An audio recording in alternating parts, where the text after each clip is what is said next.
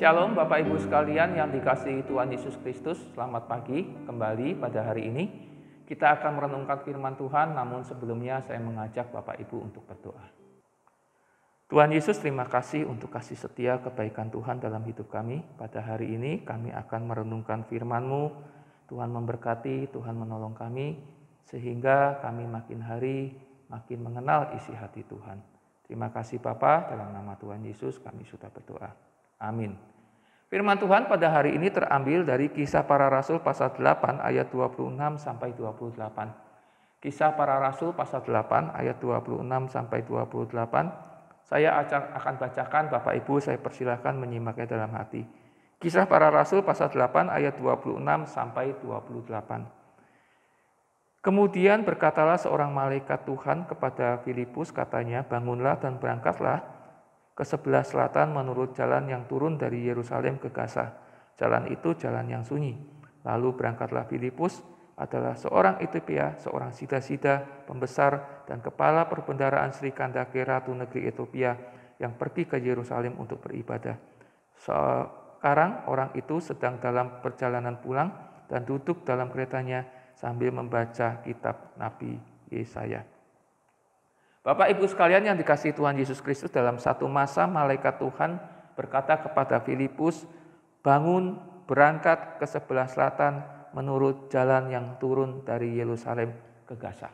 Dan kita tahu kemudian Filipus di dalam ayat 27 berangkat. Nah, ketika malaikat Tuhan meminta Filipus untuk berangkat, malaikat ini hanya mengatakan arahnya, tidak memberitahukan apa yang terjadi. Tetapi kita melihat ketaatan daripada Filipus dan dia berangkat, dia taat pada firman Tuhan, pada perintah daripada Tuhan yang mengutus malaikatnya. Nah, ketika dia dalam perjalanan, dia bertemu dengan pembesar-pembesar dari Ethiopia. Nah, kita tahu bahwa pembesar ini dari teks yang kita baca sedang membaca kitab Yesaya, dan pembesar-pembesar dari Ethiopia ini bingung dengan kitab Yesaya. Dan singkat cerita, kalau kita melihat ayat-ayat berikutnya, kita bisa melihat bahwa bagaimana Filipus membimbing, mengajari orang-orang Ethiopia ini, dan singkat cerita orang Ethiopia ini menjadi percaya, kemudian mereka dibaptis. Nah, Bapak Ibu sekalian, jiwa yang dimenangkan orang Ethiopia yang bisa bertobat itu terjadi karena ketaatan mutlak daripada Filipus. Filipus ketika disuruh berangkat, dia hanya tahu arahnya, dia tidak bertanya untuk apa. Ini berbeda kalau kita melihat bagaimana Yunus.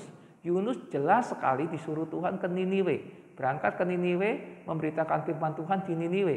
Tetapi dengan begitu jelasnya berita daripada Tuhan, Yunus tidak taat. Yunus malah mencoba lari ke Tarsis.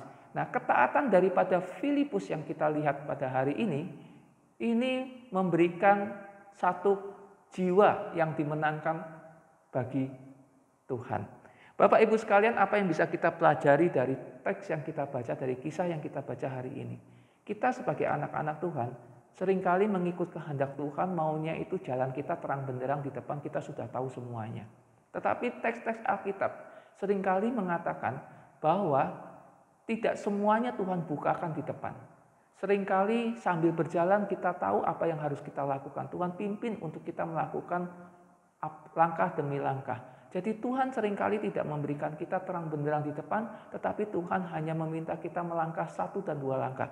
Dan kita harus berani melakukannya. Itulah yang dinamakan dengan langkah iman. Dari teks ini kita juga harus belajar bahwa setiap panggilan Tuhan di dalam hidup kita, panggilan Tuhan di dalam seluruh pelayanan kita, ujung-ujungnya Tuhan ingin apa? Ada jiwa-jiwa yang dimenangkan.